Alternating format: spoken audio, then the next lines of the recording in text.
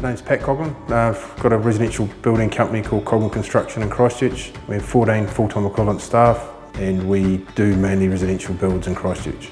And we found that the guys didn't understand what was coming onto site, what risks or what safety issues there was.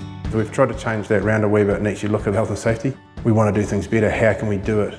The old view for us was the fact that it's too hard, we can't do it, there's too much red tape, it's only the big guys can actually afford to do it.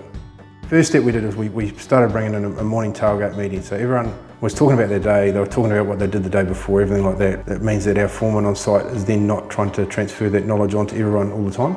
It makes our foreman more efficient on site and it makes our guys understand what's happening for the day. From that point then, we needed to have something that actually had it written down, so it was actually a record of what we were doing. But that was on a bit of paper that got wet and got trounced and half the time didn't come back to the office.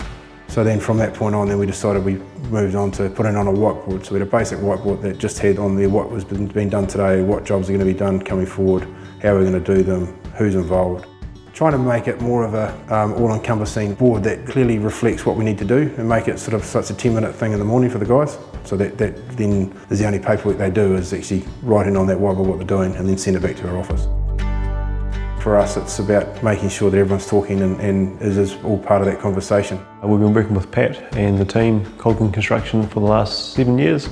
They've come a long way with their health and safety system. In the early stages, it was pretty basic really, where you'd have a hazard board at the gate, and after that they moved on to having the hazard board. It does speed up the process as opposed to sitting there doing all the paperwork for task analysis. Helping Pat or working with Pat with his new site boards, the boys have found it really easy because you can see straight away who's on site, what hazards they're bringing into the site, and obviously with us bringing excavation hazards, it just makes people aware, and it's just a very simple way of making everyone aware of what's happening on site.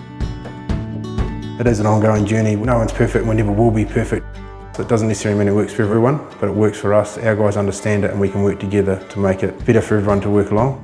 We'll always be continually working on it to make ourselves better, always striving to go the next step and try to gain more efficiencies for us work-wise, but also be able to do it safely and so everyone understands what's happening.